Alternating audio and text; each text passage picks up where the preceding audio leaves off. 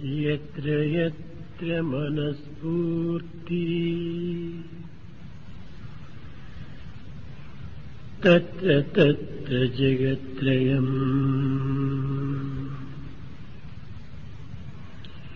యత్ర యత్ర మనస్ఫూర్తి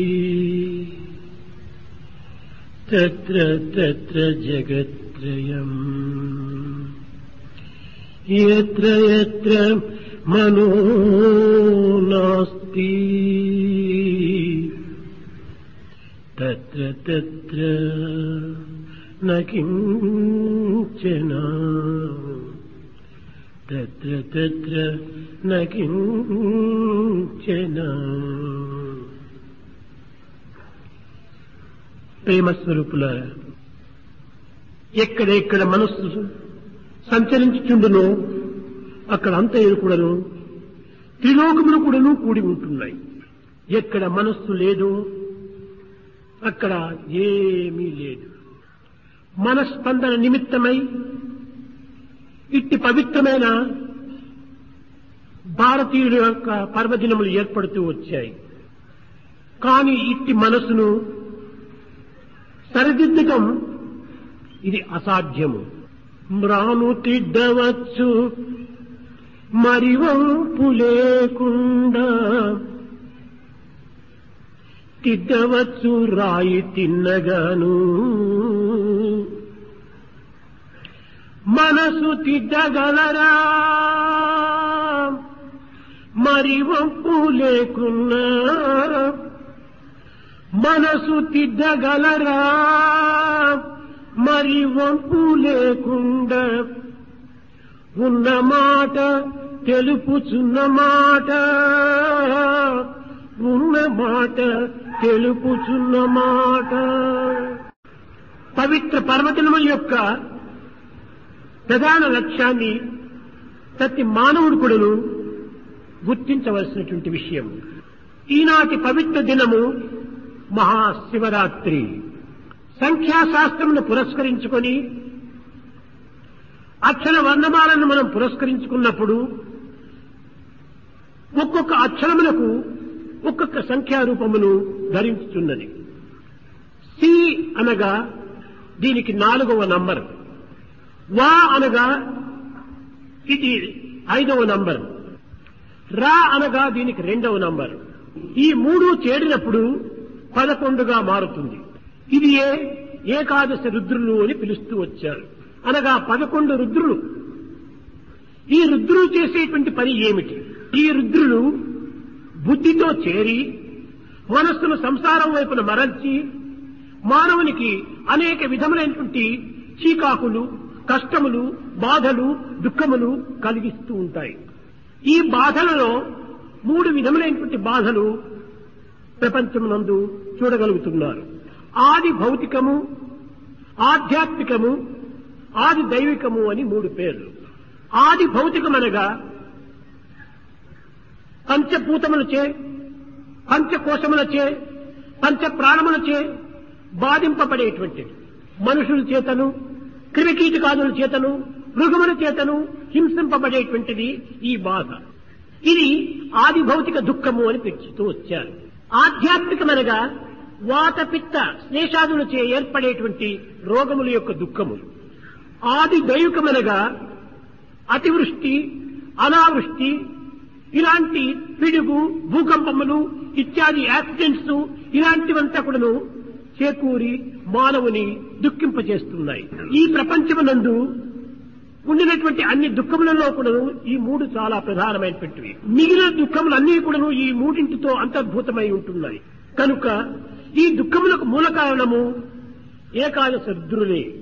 ఏకాదశ రుద్రులు చేరినటువంటిదే ఈ ప్రపంచము. ప్రపంచమంతా కూడాను రుద్రమయమే. ఒక్క ఆది దైవికం మాత్రమే ఇది భద్రభయం. అందులోనే ఒక మనకు భద్రత ఏర్పడుతుంది. రుద్రుల యొక్క ప్రసాదము అత్యంత భయంకరమైనటువంటిది. ఈ పేరు ఎందే ఉంటున్నది దీని యొక్క మహత్తరమైనటువంటి శక్తి. రుద్రము అనగా భయంకరము. ఈ 11 కూడాను భయంకర స్వరూపములే.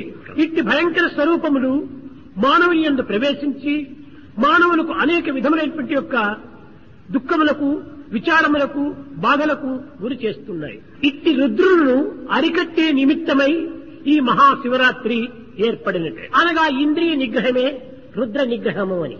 ఇంద్రియ నిగ్రహము అంత సులభమైనటువంటిది కాదు. ఏదో ఒక విధమైనటువంటి యొక్క అనుమానములను అంతర్భూతంగా ఆవిర్భంప చేసుకుని తద్వారా అనేక దుఃఖములను తానే కొని తెచ్చుకుంటుంది. బాహ్యమైనటువంటి రుద్రమును అరికట్టినప్పటికీ అంతర్భూతమైనటువంటి రుద్రములు ఆవేశించి దానికి అనేక విధమైనటువంటి బాహ్య రుద్రములను కూడాను రెచ్చగొట్టు తోస్తుంటాయి. ఈ నిగ్రహము అత్యంత కష్టము. అయితే 365 దినముల్లో ఒక్క దినమైనా కూడాను ఈ ఇంద్రియ నిగ్రహమును సాధించిన తర్వాత ఇంద్రియ తత్వమైనటువంటి యొక్క మనశ్శాంతిని తాను పొందగలడు. అది మోక్షము అనేటువంటి యొక్క భావముచే ఈ ఒక్క రాత్రి ఇంద్రియ నిగ్రహమును గావించుకొని తద్వారా మోక్ష సామ్రాజ్యమును పొందవచ్చుననేటువంటి యొక్క ఉద్దేశముతో ఈ మహాశివరాత్రి ఏర్పడినటువంటి దైవనామము చేత ఈ రాత్రి అంతయుకుడును గడిపినప్పుడు మన దృష్టి, మన శ్రవణము, మన వాక్కు, మన ఇంద్రియములు అన్నీ కూడాను దైవం చేతి లీనమై ఉంటుంటాయి. ఇది ఇంద్రియ నిగ్రహం. కేవలం ఒక్క దినమైనా కూడాను మన చూపును పవిత్రమైనటువంటి యొక్క చూపులో ప్రవేశపెట్టాలి.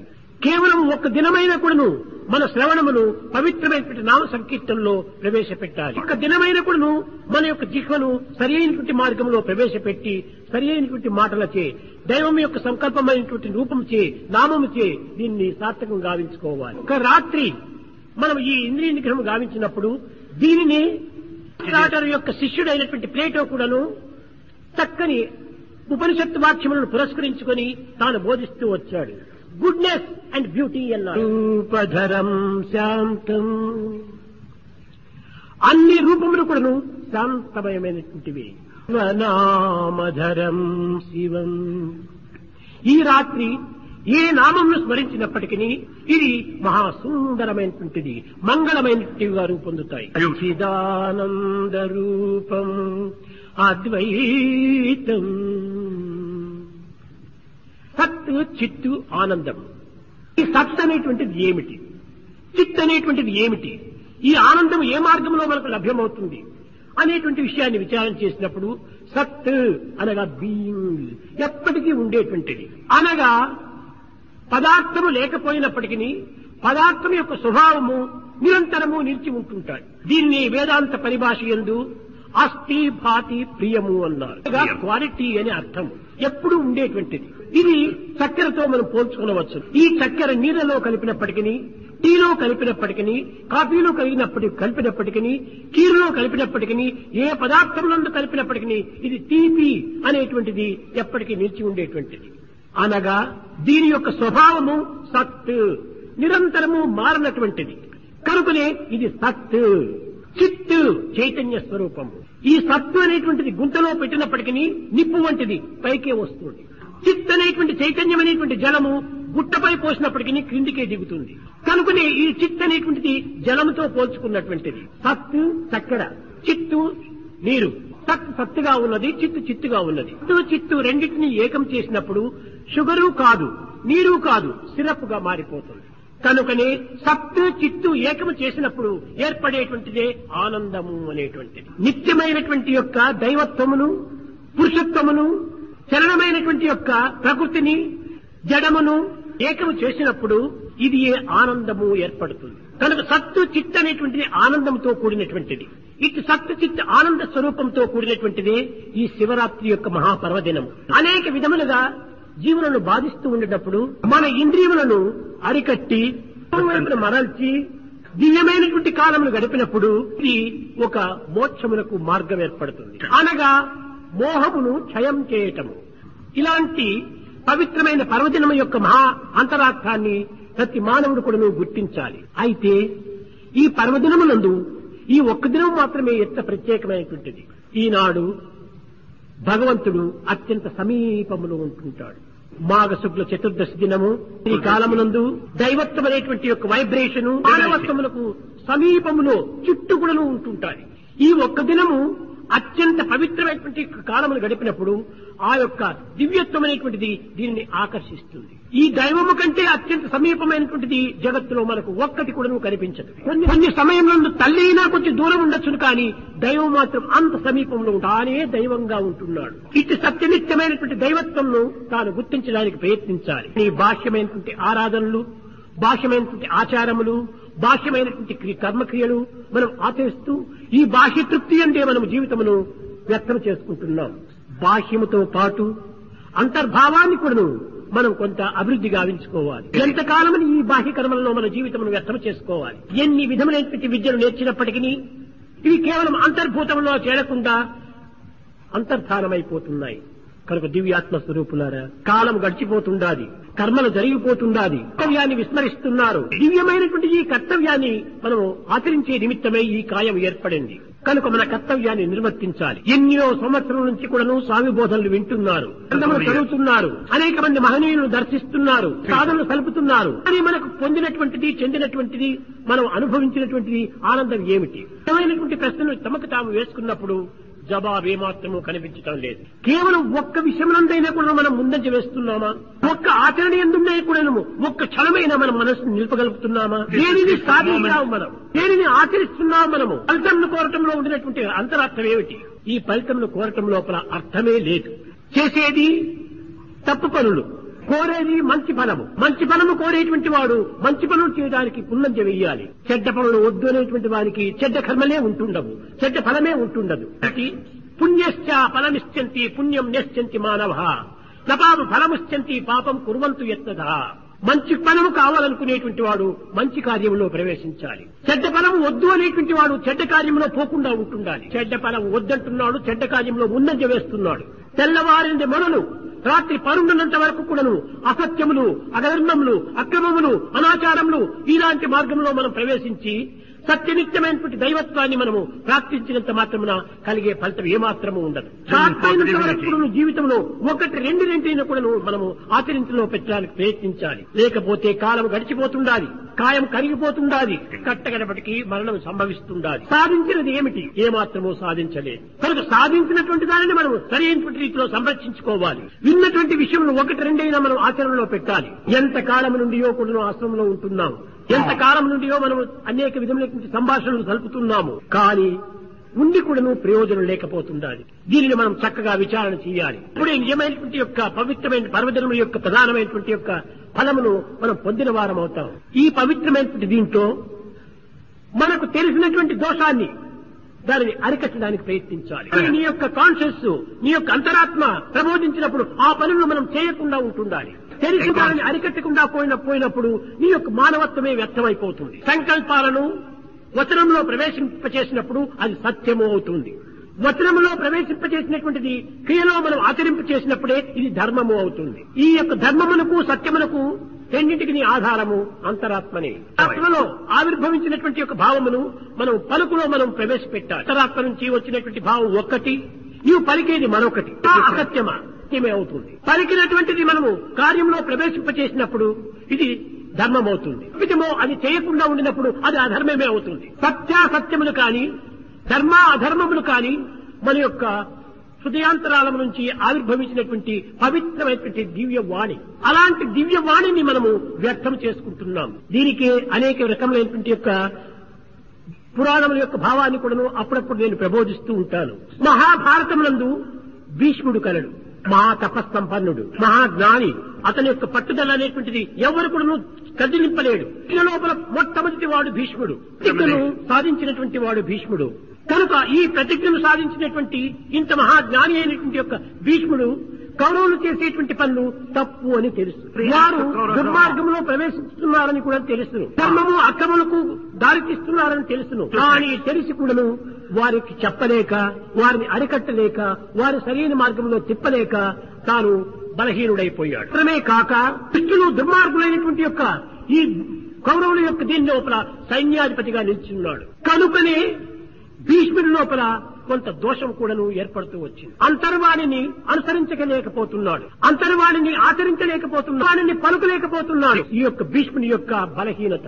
కానీ ఏ జ్ఞాని కాక రాక్షస జన్మంలో ఉద్భవించి రాక్షసత్వంనే ధరించి ఆ రాక్షసుల మధ్యనే సంచరించేటువంటి యొక్క విభీషణుడు ఉంటున్నాడు. తన సోదరుడు చేసేటువంటి పని తప్పు అని తనకు తెలుసు. తెలియటం చేతనే ఆ సోదరుని అనేక విధములుగా మందలిస్తూ వచ్చాడు. ఇది మంచిది కాదు, చేయకూడదు, నీవు తప్పుదారి పోతున్నావు అని అనేక విధములుగా మందలిస్తూ వచ్చాడు. ఇది నా కర్తవ్యమని విశ్వసించాడు. కట్టగడబడికి తాను వినలేకపోవటం చేత సోదరుణ్ణే త్యజించి రామపాదముల పైన పడ్డాడు. ఈ విధమైనటువంటి పోలికలు మనం చూడగా విభీషణుడు చాలా గొప్పవాడు భీష్ముడి కంటే అని చెప్పవచ్చు. తెలిసి కూడాను భీష్ముడు చేయలేకపోయినాడు. తెలిసినటువంటి దాన్ని చెప్పి చూచాడు విభీషణుడు. వినకపోవడం చేత త్యజించినాడు, దైవాన్ని చేరుకున్నాడు. రాముడి యొక్క పవిత్రమైన కర్మలను ఆచరించినప్పుడు విభీషణుడే గొప్పవాడు భీష్ముడి కంటే. ఈ చరిత్ర యొక్క ప్రధానమైనటువంటి పవిత్రములు. ఇలాంటి పవిత్రమైనటువంటి యొక్క వాక్యములను మనం ఏనాడైనా స్మరిస్తున్నామా? చదువుతూ ఉన్నాము. కానీ చదివినవి గాలిలో పోతున్నాయి. అవన్నీ కూడా వీధిలో పోతున్నాయి, దానికి చేరటం లేదు. హృదయంకు చేరినటువంటిది మన క్రియలో ప్రవేశపెట్టాలి. కనుకనే ఆధ్యాత్మిక మార్గం అనగా ఏమిటి? కేవలం సాధనలు చేయటము, పూజలు చేయటము, వ్రతములు చేయటం మాత్రమే కాదు. నిజమని గుర్తించినటువంటి విషయాన్ని ఆచరణలో పెట్టి మనం అనుభవించాలి. కానీ ఈనాడు కలి ప్రభావము చేత అలాంటి పవిత్రమైనటువంటి యొక్క పనులు జరగటం లేదు. ఈ దినము చాలా పవిత్రమైన దినము. ఈ దినము లోపల మనం ఎన్ని రకమైనటువంటి యొక్క భావం ఉండినప్పటికీ ఒక్క రాత్రైనా కూడా మనం నిశ్చింతగా దైవచింతన చేసినప్పుడు ఎంతైనా మనం సాధించడానికి అవకాశం ఉంటుంటుంది. సర్వేంద్రియములు కూడా నువ్వు భగవంతుని వైపు మరల్చడానికి ఒట్టి చక్కని అవకాశం ఇది. మన ఇంద్రియముల యొక్క పటుత్వాన్ని దైవములకు అర్పితం చేసినప్పుడే ఇది నిజమైన త్యాగం. దీన్ని పురస్కరించుకుని ఏ వేదవాణి న కర్మణ న ప్రజయా ధనేన త్యాగేనైకి అమృతత్వ మానసు. అమృతత్వం అనేటువంటి దాన్ని పొందడానికి త్యాగమే దీనికి మూలం. త్యాగం చేయటము, ధనమును త్యాగం చేయటమా, లేక గృహమును త్యాగం చేయటమా, లేక భూమిని త్యాగం చేయటమా? కాదు కాదు కాదు, మన యొక్క ఇంద్రియములను త్యాగం చేయటం. ఇంద్రియ త్యాగమే నిజమైన త్యాగము. మన ధన అన్నారు దేహము, మనస్సు అనగా మైండ్. ఈ మైండ్ అనేటువంటి దానిని, ఈ దేహమును, ధనము ఏమిటి? ఈ ధనము మనస్సుతో కూడినటువంటి యొక్క ఇంద్రియ ధనము. ఈ మూడింటి యొక్క అంతరార్థమే తను మన ధనమునని చెప్పారు. అంతేకాని ఈ పాంచభౌతికమైనటువంటి ఈ దేహము భగవంతునికి ఇమ్ము అని కాదు. దుర్గంధ మాంసరక్తమే కాని పునుగు జవ్వాజీలు పుట్టబోవు. కనుక ఇలాంటి దేహమును భగవంతునికి కాదు. భ్రాంతిని త్యజించాలి. ఇంద్రియముల యొక్క భ్రాంతిని మనం తగ్గించాలి. ఎంతకాలమని అనుభవిస్తున్నాము. ఎంతకాలం అనుభవించినప్పటికీ ఇంకా ఇంకా ఇంకా అనుభవించాలని ఆశిస్తున్నాము. ఇది కాదు త్యాగం. అనుభవించాము ఇంతకాలం. దీని యొక్క అంతరార్థం ఏమిటి? దీని సుఖం ఏమిటి? దీని ఆనందం ఏమిటి? దీని ప్రభావం ఏమిటి అని క్వశ్చన్ వేసుకునేటప్పుడు ఏ మాత్రమూ దీని ప్రభావం మనకు తెలియటం లేదు. ఈ లౌకికమైనటువంటి యొక్క దీని యొక్క ప్రకృతి యొక్క లక్షణములే మనం త్యాగం చేయలేప్పుడు ఇంకా నిజమైనటువంటి యొక్క ఆత్మతత్వాన్ని ఏ రీతిగా మనం గట్టించ చేసుకోగలం? ఒక్క నిమిషము ఆలస్యం అయిపోయిందంటే వంటవాణి పైన అరుస్తాం మనం. ఈ పొగ తాగేటువంటి వాళ్ళు ఒక క్షణమే మీద కొంచెం లేట్ అయిపోయిందంటే చాలా తప్పించిపోతారు. ఇంకా ఆకు నమ్మలేటువంటి వారు కూడా ఒక దినం ఏమైనా కొంచెం ఆకులు చిక్కకపోతే చాలా బాధపడతారు. కాబట్టి ఈ తుచ్చమైనటువంటి యొక్క ఈ అభ్యాసములే మనం వదలలేకపోయినప్పుడు నిత్య సత్యమైనటువంటి యొక్క మానవత్వంతో కూడినటువంటి ఇంద్రియతత్వాన్ని ఏ రీతిగా మనం వదలడానికి వీలవుతుంది? కనుకనే వానటువంటి యొక్క ఇంద్రియములనే సాధన చేత సాధించాలి. వదలటం, నా ఉద్దేశంలో వదలటం చాలా సులభం. కట్టుకోవటమే చాలా కష్టం. చేతిలో ఉన్నటువంటి బట్టలు వదలటం చాలా సులభం. దాన్ని పట్టుకున్నంతసేపు మన చేతిలో నొప్పిగా ఉంటుంటాయి. కనుక మనం వదలటం, త్యాగమే ఎంత సులభంగా ఉంటుంటాయి. నిత్య జీవితంలో మనం చేస్తున్నటువంటి త్యాగాన్ని చక్కగా పరిశీలన చేసుకోండి. అది అందిస్తుందా అని విచారం చేయండి. తీసుకున్న కాలం తిరిగి వదులుతున్నాం. అది వదిలినప్పుడే మన లంగ్స్ అంతా కూడా క్షేమంగా ఉండగలుగుతున్నాం. కాబట్టి వదలటం వల్ల మనకు క్షేమమే ఏర్పడింది కదా. తిన్నటువంటి ఆహారం తిరిగి మరొక వైపున విసర్జన చేస్తున్నాం. చేయకపోతే మనకు కడుపు చెడిపోతున్నది కదా. ఈ త్యాగం వల్ల మనకి ఎంత క్షేమం కలిగింది. ఈ ప్రత్యక్షమైనటువంటి యొక్క స్వరూపాన్ని మనం విచారణ చేసుకున్నప్పుడు అపరోక్షమైనటువంటి యొక్క తత్వము కూడా మనకు అర్థమవుతుంది. కనుక త్యాగంలో మనకు ఎంతనో క్షేమం ఉంటుండాలి. పర్వదినములన్నీ కూడాను త్యాగ నిమిత్తమై ఏర్పడినటువంటివే కానీ భోగ నిమిత్తం ఏర్పడినటువంటివి కాదు. భోగములకు రోగమే ఫ్రెండ్, త్యాగములకు యోగమే ఫ్రెండ్. భగవంతుడు నీ భక్తిని చూస్తాడు కానీ నీ శక్తిని చూడడు. భగవంతుడు నీ చిత్తమును చూస్తాడు కానీ నీ విత్తాన్ని చూడడు. భగవంతుడు నీ గుణమును చూస్తాడు కానీ కులమును చూడడు. భగవంతుడు నీ మతిని చూస్తాడు కానీ నీ మతమును చూడడు. కనుక భగవంతుడు చిత్తాభిహారి కానీ విత్తాభిహారి కాడు. కానీ ఈనాడు విత్తాభిహారిగా భగవంతుని భ్రమించి భగవంతునికి విత్తం చేత తృప్తిని పరచడానికి ప్రయత్నం చేస్తున్నాం. అజ్ఞానము. అయితే మంచి కార్యము లోపల విత్తము కూడా ప్రవేశపెట్టవచ్చు. భగవంతునికి దీంతో ఎట్టి సంబంధము లేదు. కొన్ని రకమైనటువంటి దీంట్లో భగవంతుని కూడా మనం కొన్ని రకమైనటువంటి యొక్క ఫోర్స్ తో మనము కొన్ని అనుగ్రహానికి పాటుపడుతున్నాము. భగవంతుడు ఫోర్సులకు ఏనాడు చిక్కడు, ఇన్నర్ సోర్స్ కే చిక్కుతాడు. లోకములో అనేక సత్కర్మలు జరుగుతూ ఉంటాయి. కర్మల్లో పాల్గొని అయినటువంటి కర్మలు ఆచరించి సరైన సహాయం కలిపి దానిని సంతృప్తిగా నీవు జీవితంలో ఒక సాధనగా భావించుకోవాలి. అయితే ఈనాడు ఒక ఆనందకరమైనటువంటి విషయమని కాదు, నాకెప్పుడూ ఆనందమే, ఇది ఆనందమని, ఇది కేవలం ఒక శుభవార్త అని, ఇది అశుభవార్త అని నాకు ఏనాడు కూడా లేదు. శుభాశుభములు రెండు కూడాను మనస్సు కలవానికే శుభాశుభములు. నాకు శుభము అశుభము రెండు ఒక్కటే. రాత్రి ఒక విధమైనటువంటి యొక్క ఇది వస్తుంది, న్యూయార్క్ నుంచి ఒకటి వచ్చింది. ఏమని? స్వామి చేసేటువంటి సత్కర్మలు, స్వామి చేసేటువంటి సేవలు, స్వామి స్థాపించినటువంటి ఆసుపత్రి యొక్క ప్రభావములు జగత్వ్యాప్తి అయినటువంటిది, భారతీయులు కూడా గుర్తించడం లేదు.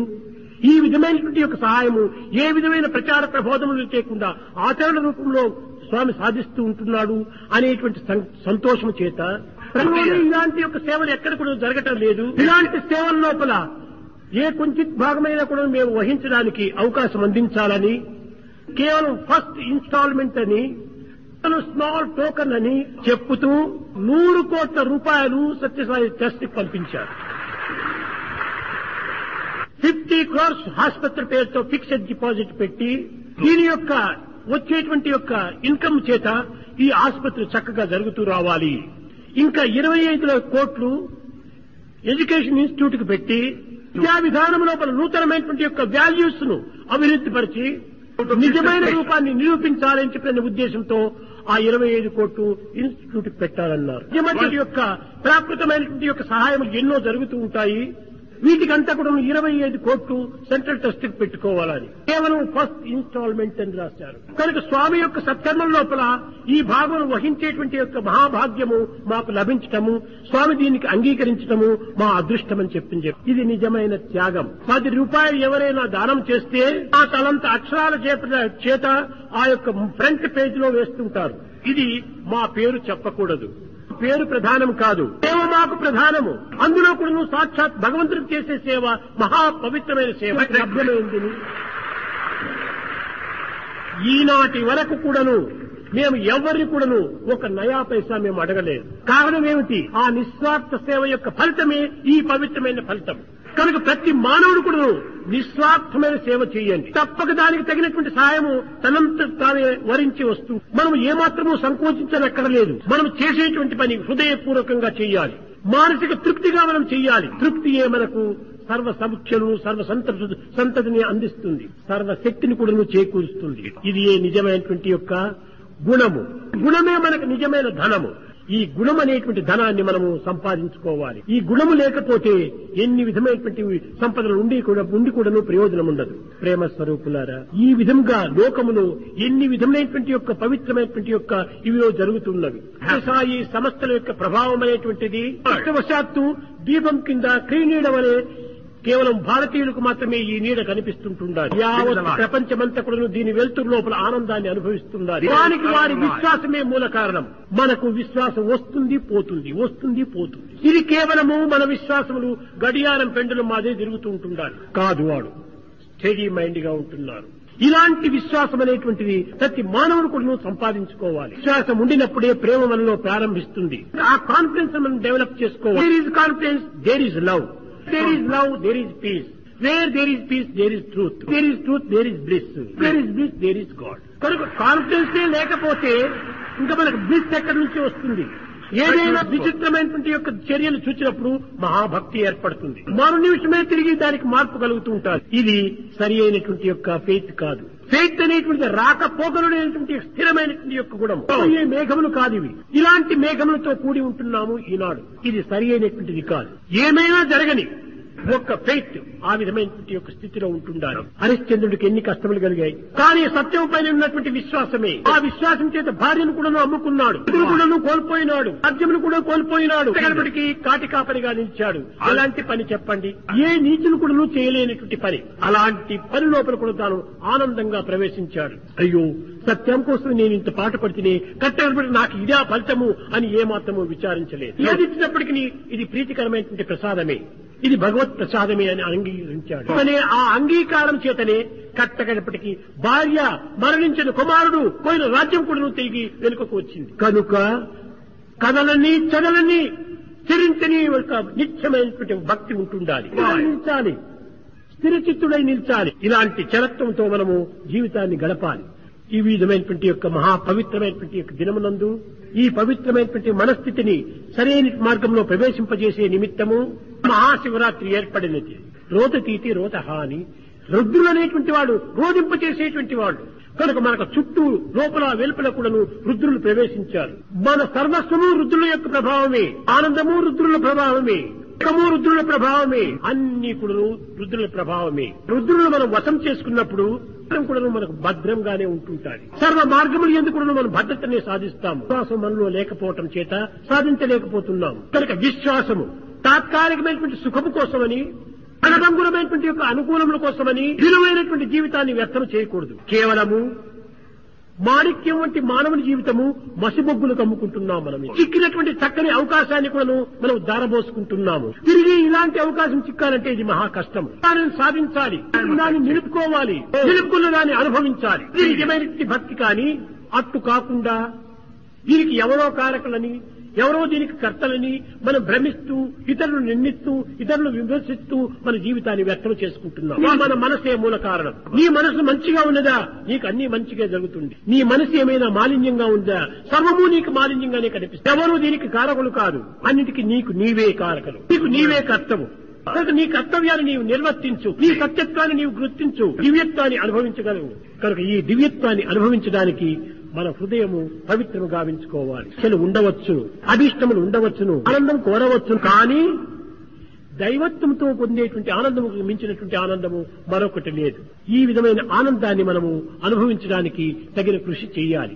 ఎక్కడ ఉండినప్పటికీ నీ ఆనందాన్ని అందిస్తూ వస్తుంటాడు. పుట్టుట ఒక చింత, భూమి నుండుట చింత, సంసారమొక చింత, చావు చింత, బాల్యమంతయు చింత, వార్ధక్యమొక చింత, జీవించుటొక చింత, చెడుపు చింత, కర్మలన్నీయు చింత, కష్టము ఒక చింత. ఈ ప్రపంచంలో చింత లేనటువంటిది ఒక్కటి లేదు. అయితే సర్వ చింతల బాపే సర్వేశ ప్రేమ, ఇకనైన ప్రజలార కోర్కె మీద ఇంతకన్నను వేరెద్ది ఎరుగపరతూ సాధు సద్గుణ గణ్యులవు సభ్యులారా. మనం తెలుసుకోవాల్సింది ఇదే. ఈ లోకములో ఈ మనస్సు ఉండినంత వరకు మనకి ఈ బాధలు తప్పినవి కాదు. మనోనాస్తి, మనస్సు లేకుండా చేసుకోవాలి. ఇప్పుడు ఈ మనస్సు లేకుండా పోతుంది. భగవంతుని వైపును మరల్చినప్పుడే మనసు లేకుండా పోతుంది. ఇప్పటమే మనం చేయవలసిన పని. దీన్ని నశింపజేయడం మనకు సాధ్యం కాదు. లాక్ ఉంది, కీ పెట్టి రైట్ సైడ్ టర్న్ చేస్తే ఓపెన్ అవుతుంది, లెఫ్ట్ సైడ్ టర్న్ చేస్తే లాక్ అవుతుంది. కనుక రెండు ఒక్కటే, కానీ టర్నింగ్ డిఫరెన్స్ గా ఉంటుండాలి. హృదయమే లాక్, మన మనస్సే కీ. దీన్ని దైవం వైపు చేసినప్పుడు డిటాచ్మెంట్ అవుతుంది. కాబట్టి మన ఏవ మనుష్యానాం కారణం బంధమోచేహో, ఈ మనస్సే మూల కారణం. కనుక మన మనస్సును దైవం వైపును మరల్చాలి. దైవం తప్ప ఈ జగత్తులో మరొకటి లేనే లేదు. ఏకం సత్విప్రా బహుధా వదంతి, ఉన్నది ఒక్కటే. అనేకత్వంగా కనిపించేటువంటి అంతా కూడా ప్రతిబింబాలే. గ్రహాలంతా అద్దములే. అద్దములో ఒక్కొక్క ప్రతిబింబం కనిపిస్తుంటున్నది. కానీ అన్ని అద్దములో ఉండినటువంటి యొక్క ప్రజా ప్రభావం ఒక్కటే. అనేకత్వంలో ఉన్నటువంటి ఏకత్వాన్ని మనం గుర్తించడానికి ప్రయత్నించాలి. లౌకికమైనటువంటి భోగభాగ్యములు అవసరమే కాదని నేను చెప్పను. దానికి ఒక పరిమితం పెట్టుకోవాలి. ఎంతకాలమైనా ధనము ధనము ధనము ధనము ధనము సంపాదించే దాంట్లోనే నీ యొక్క జీవితం అంతా గడుపుతుంటే దీన్ని అనుభవించేది ఎప్పుడు? అనుభవించగలుగుతున్నావా? అనుభవించటం లేదు. కట్టగడపటికి ఎక్కడ పోతుందో, ఎవరు తింటారో. మనకు తినేకి, ఉండడానికి, జీవించడానికి, 10 మందికి సహాయం చేయడానికి ధనం అవసరమే. నిన్నటి దినం వచ్చినటువంటి ఈ యొక్క దీంట్లో కమ్యూనికేషన్ లోపల నాకు ఒక పెద్ద విచారం వచ్చింది. ఇంత ధనమును పంపించారు, ఏం చెయ్యాలి అనుకోని కట్టగడపటికి శాశ్వతమైనటువంటి ఒక కార్యక్రమంలో దీన్ని ప్రవేశపెట్టాలి అని నిర్ణయం చేసుకున్నాను.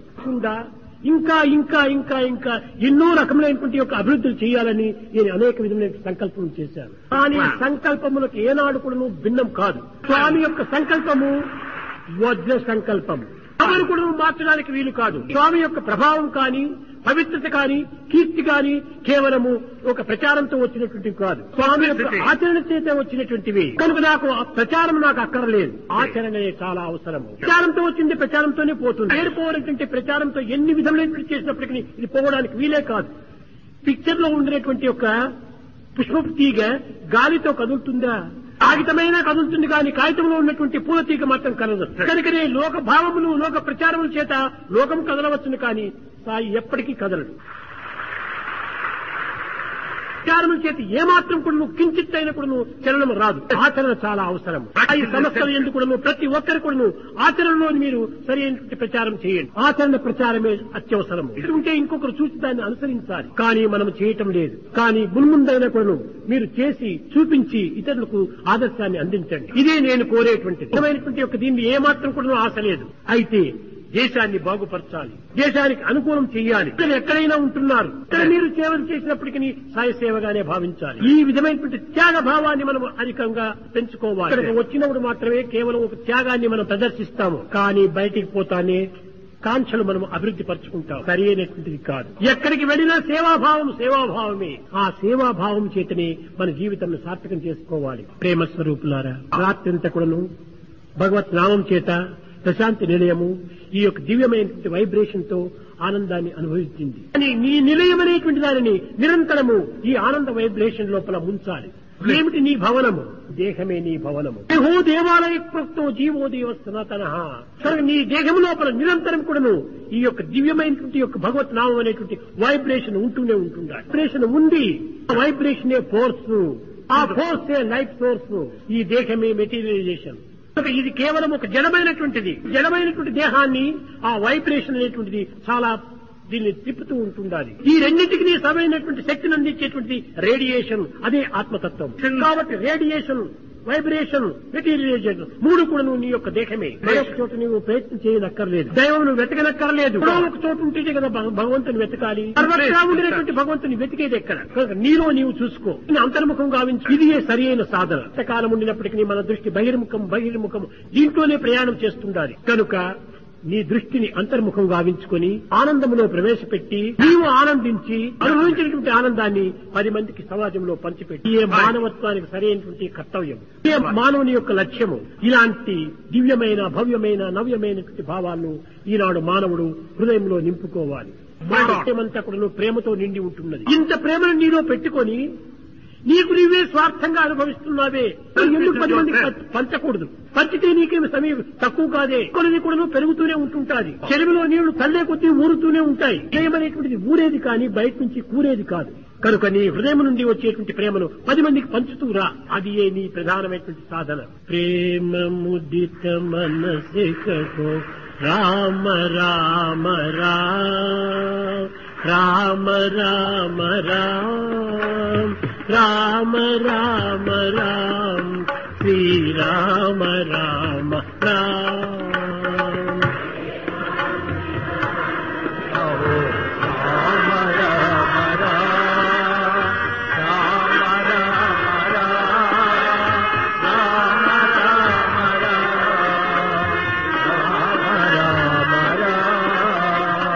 ప్రేమ ముదిత మనసికో రామ రామ రామ రామ రామ రామ రామ రామ శ్రీ రామ రామ రామ.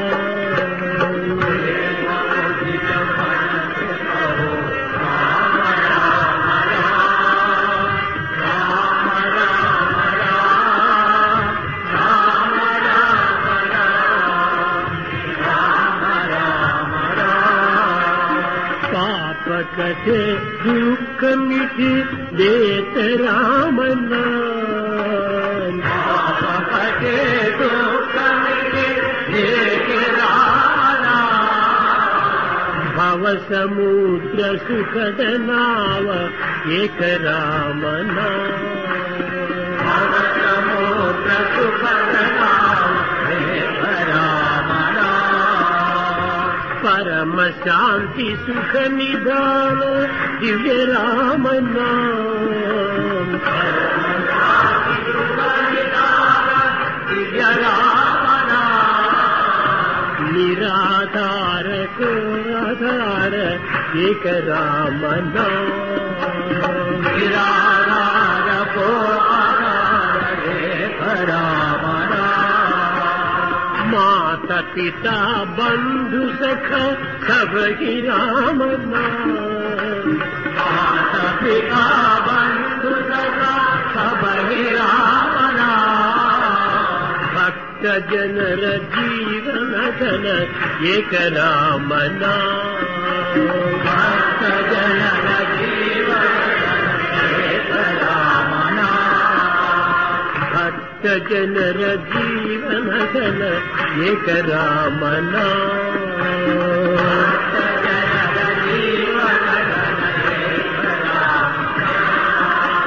राम राम राम राम राम राम राम राम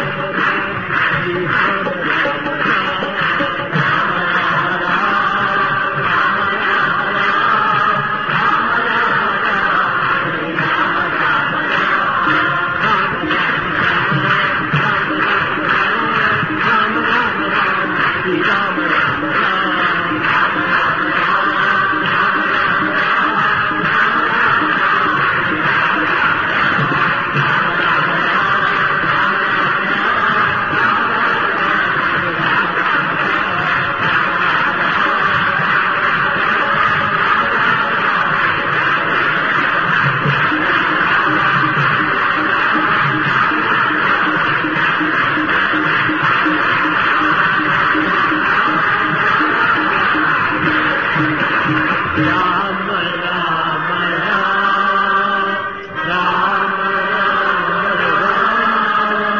Ram